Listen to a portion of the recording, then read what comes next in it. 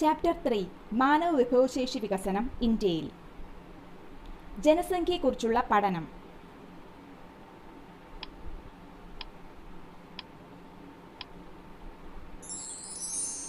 Demography. ജനസംഖ്യയെക്കുറിച്ചുള്ള പഠനം. Demography. ലോക ജനസംഖ്യയുടെ എത്ര ശതമാനമാണ് ഇന്ത്യക്കാർ?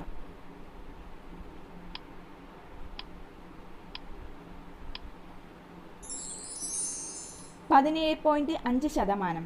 ലോക ജനസംഖ്യയുടെ എത്ര ശതമാനമാണ് ഇന്ത്യക്കാർ? 17.5%. ഇന്ത്യയിൽ എത്ര വർഷം കൂടുമ്പോഴാണ് ജനസംഖ്യാ കണക്കെടുപ്പ് നടത്തുന്നത്?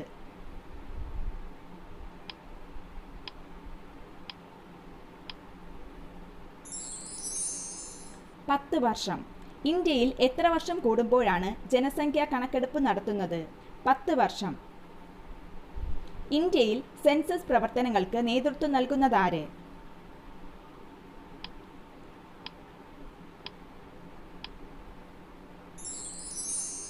Population registrar general and census കമ്മീഷണറുടെ ഓഫീസ്. ഇന്ത്യയിൽ സെൻസസ് പ്രവർത്തനങ്ങൾക്ക് നേതൃത്വം നൽകുന്നതാര്? Population registrar general and census കമ്മീഷണറുടെ ഓഫീസ്. 2011 സെൻസസ് പ്രകാരം ഇന്ത്യയിലെ ജനസംഖ്യ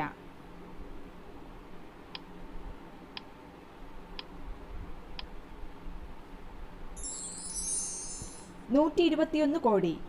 2011 സെൻസസ് പ്രകാരം ഇന്ത്യയിലെ ജനസംഖ്യ 121 കോടി. ടെക്സ്റ്റ് ബുക്കിൽ 121.02 കോടി എന്നാണ് ആൻസർ നൽകിയിട്ടുള്ളത്. ഇത് ഓർത്തിരിക്കാൻ ചെറിയൊരു ട്രിക്ക് പറഞ്ഞു തരാം. 2011, അതായത് അതിൽ നിന്ന് നമുക്ക് 11 എടുക്കാം. 11ൻ്റെ സ്ക്വയർ എത്രയാണ്? 121. അങ്ങനെ നമുക്ക് ഓർക്കാം. 11, 2011 സെൻസസ് പ്രകാരം ഇന്ത്യയിലെ ജനസംഖ്യ 121 കോടി. ഐക്യരാഷ്ട്രസഭയുടെ 2014 റിപ്പോർട്ട് പ്രകാരം ലോക ജനസംഖ്യ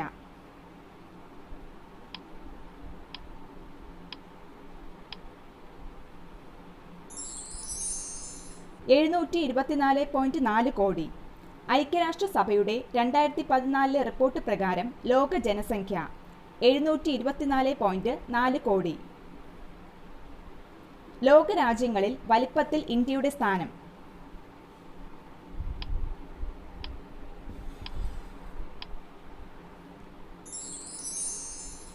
7. ലോകരാജ്യങ്ങളിൽ വലിപ്പത്തിൽ ഇന്ത്യയുടെ സ്ഥാനം 7. ഒരു ചതുരശ്ര കിലോമീറ്റർ പ്രദേശത്ത് താമസിക്കുന്ന ജനങ്ങളുടെ എണ്ണം.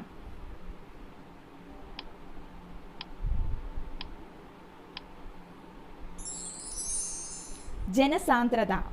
ഒരു ചതുരശ്ര കിലോമീറ്റർ പ്രദേശത്ത് താമസിക്കുന്ന ജനങ്ങളുടെ എണ്ണം അറിയപ്പെടുന്നത് ജനസാന്ദ്രത എന്നാണ്. ലോക ജനസംഖ്യാ ദിനം.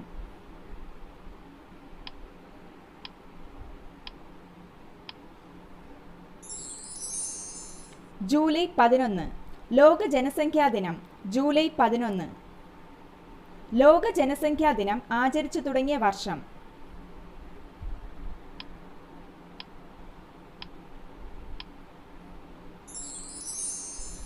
1989. ലോക ജനസംഖ്യാ ദിനം ആചരിച്ചു തുടങ്ങിയ വർഷം 1989. ലോക ജനസംഖ്യ 500 കോടി തികഞ്ഞ വർഷം.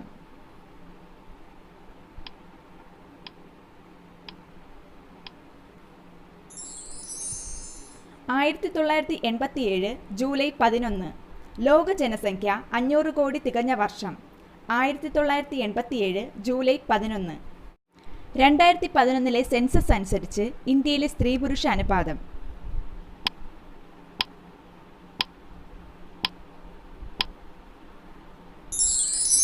ആയിരം പുരുഷന്മാർക്ക് 940 സ്ത്രീകൾ എന്നതാണ് ഇന്ത്യയിലെ സ്ത്രീ പുരുഷ അനുപാതം. ഇന്ത്യയിൽ മാനവ വിഭവശേഷി വികസന വകുപ്പ് ആരംഭിച്ച വർഷം.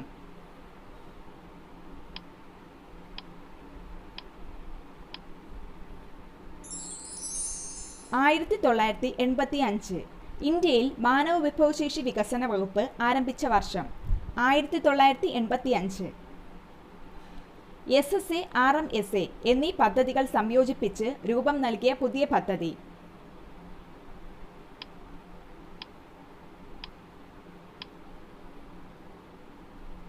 സർവശിക്ഷാ അഭിയാൻ SSA RMSA പദ്ധതികൾ യോജിപ്പിച്ച് രൂപം നൽകിയ പുതിയ പദ്ധതി സർവശിക്ഷാ അഭിയാൻ. 6 വയസ്സുവരെയുള്ള ശിശുക്കളുടെ സമഗ്ര വികസനം ലക്ഷ്യമാക്കി ആരംഭിച്ച പദ്ധതി.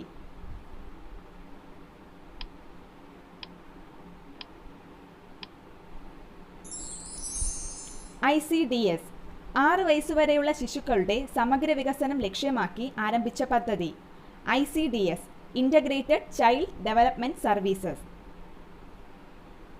ICDS പദ്ധതി നിലവിൽ വന്ന വർഷം.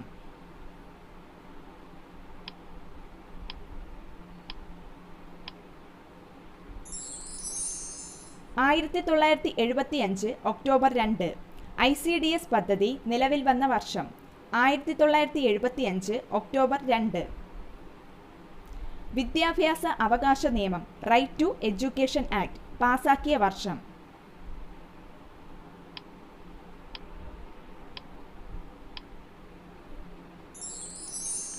2009. വിദ്യാഭ്യാസ അവകാശ നിയമം പാസാക്കിയ വർഷം 2009. വിദ്യാഭ്യാസ അവകാശ നിയമം നിലവിൽ വന്ന വർഷം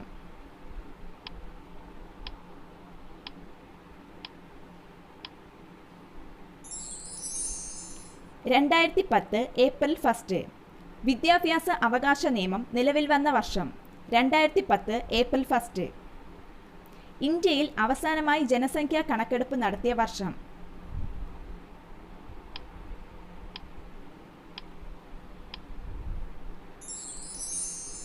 2011. ഇന്ത്യയിൽ അവസാനമായി ജനസംഖ്യാ കണക്കെടുപ്പ് നടത്തിയ വർഷം 2011. ചാപ്റ്റർ 4 ഭൂതല വിശകലനം ഭൂപടങ്ങളിലൂടെ. കാർട്ടോഗ്രഫി എന്തുമായി ബന്ധപ്പെട്ടിരിക്കുന്നു?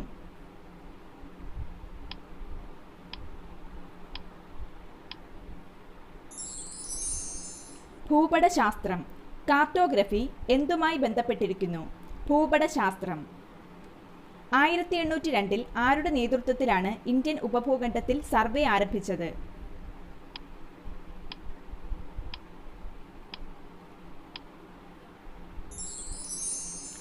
Colonel William Lampton. 1802 ആരുടെ നേതൃത്വത്തിലാണ് ഇന്ത്യൻ ഉപഭൂഖണ്ഡത്തിൽ സർവേ ആരംഭിച്ചത്? Colonel William Lampton. ഇന്ത്യയിൽ ധരാതലീയ ഭൂപടങ്ങൾ നിർമ്മിക്കുന്ന ഔദ്യോഗിക ഏജൻസി.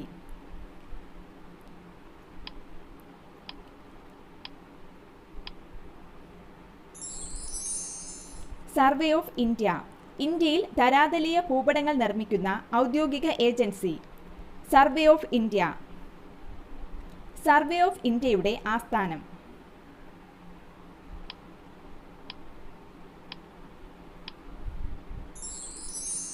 ഡെറാഡൂൺ. സർവേ ഓഫ് ഇന്ത്യയുടെ ആസ്ഥാനം ഡെറാഡൂൺ. സമുദ്രനിരപ്പിൽ നിന്നും ഒരേ ഉയരമുള്ള സ്ഥലങ്ങളെ തമ്മിൽ യോജിപ്പിച്ചു വരയ്ക്കുന്ന സാങ്കല്പിക രേഖ.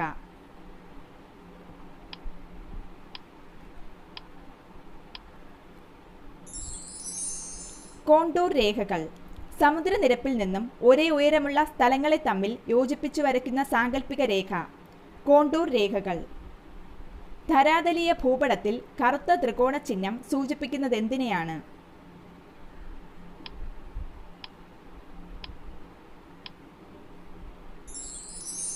കുഴൽക്കിണർ. ധരാതലീയ ഭൂപടത്തിൽ കറുത്ത ത്രികോണ ചിഹ്നം സൂചിപ്പിക്കുന്നത് എന്തിനെയാണ്? കുഴൽക്കിണറിനെ. ദുർഘടമായ പ്രദേശങ്ങളുടെ ഉയരം ഭൂപടത്തിൽ തുടർച്ചയില്ലാത്ത രേഖകളാൽ ചിത്രീകരിക്കുന്നു. ഇവ അറിയപ്പെടുന്നത് ഏതു പേരിലാണ്?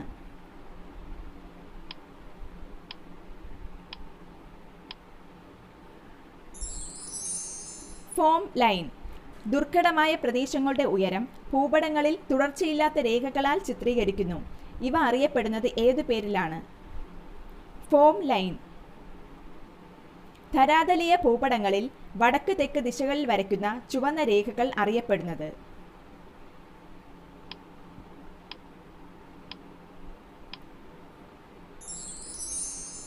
ഈസ്റ്റിങ്സ്.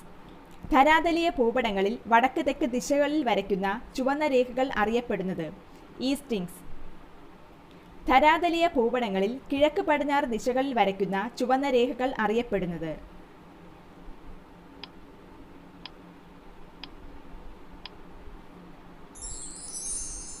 നോർത്തിങ്സ് ധരാതലീയ ഭൂപടങ്ങളിൽ കിഴക്ക് പടിഞ്ഞാറ് ദിശകളിൽ വരയ്ക്കുന്ന ചുവന്ന രേഖകൾ അറിയപ്പെടുന്നത്. നോർത്തിങ്സ്. ഈസ്റ്റിങ്സ് നോർത്തിങ്സ് രേഖകൾ ചേർന്നുണ്ടാവുന്ന ജാലികകൾ അറിയപ്പെടുന്നത്.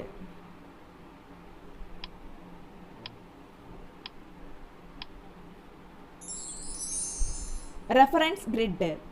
ഈസ്റ്റിങ്സ് നോർത്തിങ്സ് രേഖകൾ ചേർന്നുണ്ടാവുന്ന ജാലികകൾ അറിയപ്പെടുന്നത്. Reference grid. ചാപ്റ്റർ 5 പൊതുചെലവും പൊതുവരുമാനവും. കമ്പനികളുടെ ലാഭത്തിനുമേൽ ചുമത്തുന്ന നികുതി അറിയപ്പെടുന്നത്.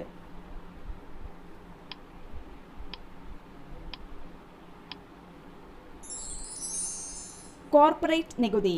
കമ്പനികളുടെ ലാഭത്തിനുമേൽ ചുമത്തുന്ന നികുതി. കോർപ്പറേറ്റ് നികുതി. ചരക്കു സേവന നികുതി.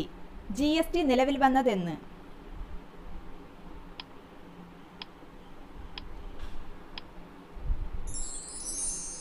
2017 ജൂലൈ 1. ചരക്കു സേവന നികുതി നിലവിൽ വന്നതെന്ന്. 2017 ജൂലൈ 1. അന്തർ സംസ്ഥാന ക്രയവിക്രയങ്ങളുടെ മേൽ GST ചുമത്തുന്നതിനും പിരിക്കുന്നതിനുമുള്ള അധികാരം ആർക്കാണ്?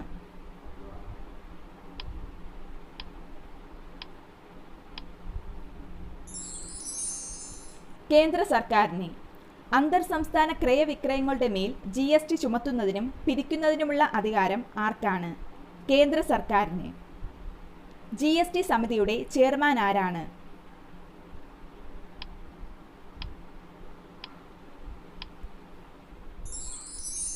കേന്ദ്ര ധനകാര്യമന്ത്രി. GST സമിതിയുടെ ചെയർമാൻ ആരാണ്? കേന്ദ്ര ധനകാര്യമന്ത്രി.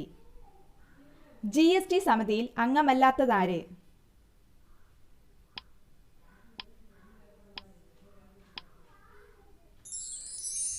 സംസ്ഥാന സഹമന്ത്രിമാർ. GST സമിതിയിൽ അംഗമല്ലാത്തതാര്? സംസ്ഥാന സഹമന്ത്രിമാർ. ഇന്ത്യയിൽ ആദായ നികുതി നിയമം നിലവിൽ വന്ന വർഷം.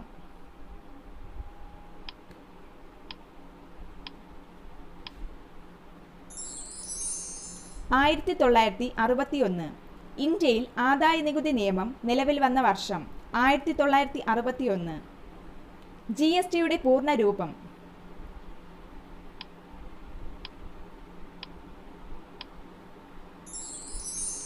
Goods and service tax. GSTയുടെ പൂർണ്ണ രൂപം ഗുഡ്സ് ആൻഡ് സർവീസ് ടാക്സ്. അന്തർ സംസ്ഥാന ക്രയവിക്രയങ്ങൾക്ക് മേൽ ചുമത്തുന്ന നികുതി.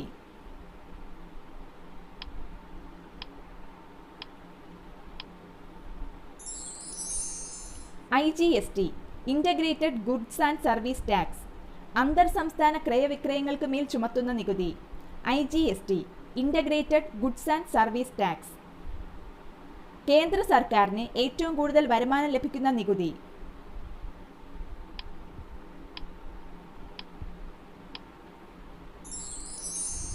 കോർപ്പറേറ്റ് നികുതി. കേന്ദ്ര സർക്കാരിന് ഏറ്റവും കൂടുതൽ വരുമാനം ലഭിക്കുന്ന നികുതി. കോർപ്പറേറ്റ് നികുതി. താഴെ തന്നിട്ടുള്ളതിൽ ഏത് നികുതിയാണ് തദ്ദേശ സ്വയംഭരണ സ്ഥാപനങ്ങൾക്ക് നൽകുന്നത്?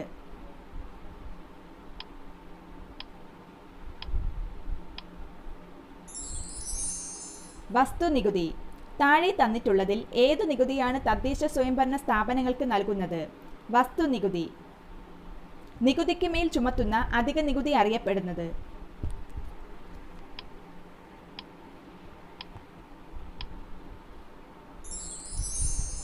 സർചാർജ്. നികുതിക്ക് മേൽ ചുമത്തുന്ന അധിക നികുതി അറിയപ്പെടുന്നത്. സർചാർജ്. സർക്കാർ ചില പ്രത്യേക ആവശ്യങ്ങൾക്കായി ചുമത്തുന്ന അധിക നികുതി.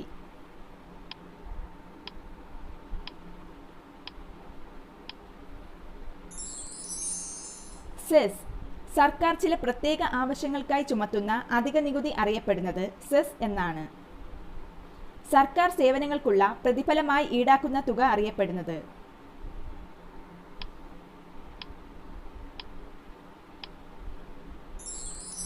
സർക്കാർ സേവനങ്ങൾക്കുള്ള പ്രതിഫലമായി ഈടാക്കുന്ന തുക അറിയപ്പെടുന്നത് ഫീസ് എന്നാണ്.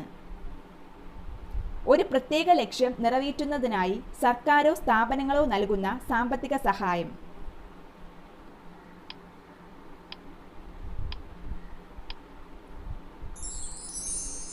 ഗ്രാന്റ്. ഒരു പ്രത്യേക ലക്ഷ്യം നിറവേറ്റുന്നതിനായി സർക്കാരോ സ്ഥാപനങ്ങളോ നൽകുന്ന സാമ്പത്തിക സഹായം. ഗ്രാന്റ്. ഒരു സാമ്പത്തിക വർഷത്തിൽ സർക്കാർ പ്രതീക്ഷിക്കുന്ന വരവും ചെലവും വിശദമാക്കുന്ന ധനകാര്യ രേഖ.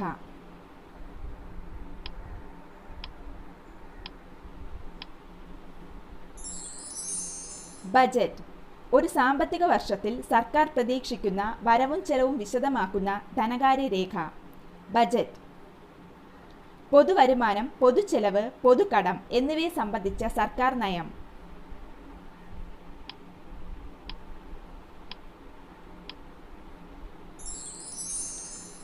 ധനനയം.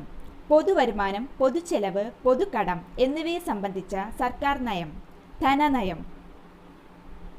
താഴെ തന്നിട്ടുള്ളവയിൽ GST ലയിക്കപ്പെടാത്ത നികുതി ഏത്?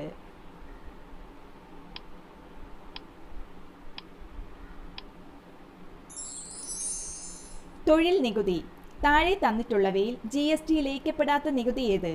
തൊഴിൽ നികുതി. താഴെ തന്നിട്ടുള്ളവയിൽ GST നിരക്കിൽ ഉൾപ്പെടാത്തത് ഏത്?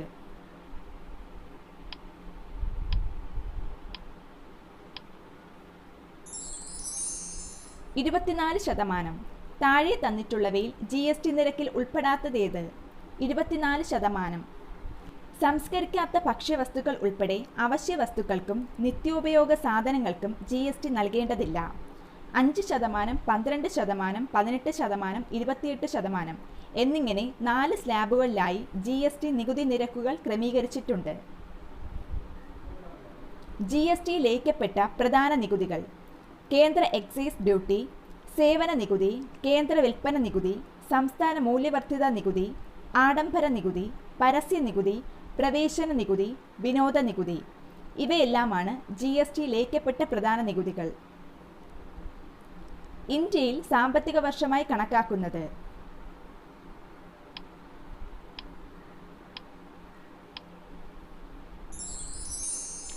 ഏപ്രിൽ 1 മുതൽ മാർച്ച് 31 വരെ. ഇന്ത്യയിൽ സാമ്പത്തിക വർഷമായി കണക്കാക്കുന്നത് ഏപ്രിൽ 1 മുതൽ മാർച്ച് 31 വരെ. കേന്ദ്ര സർക്കാർ ചുമത്തുന്ന നികുതികൾ: കോർപ്പറേറ്റ് നികുതി, വ്യക്തിഗത ആദായ നികുതി, കേന്ദ്ര GST, സംയോജിത GST. സംസ്ഥാന സർക്കാരുകൾ ചുമത്തുന്ന നികുതികൾ: ഭൂനികുതി, സ്റ്റാമ്പ് ഡ്യൂട്ടി, സംസ്ഥാന GST. തദ്ദേശ സ്വയംഭരണ സർക്കാർ ചുമത്തുന്ന നികുതികൾ: വസ്തുനികുതി, തൊഴിൽ നികുതി. നിങ്ങൾക്ക് ഈ വീഡിയോ ഇഷ്ടമായെങ്കിൽ ലൈക്ക്, ഷെയർ ആൻഡ് സബ്സ്ക്രൈബ്.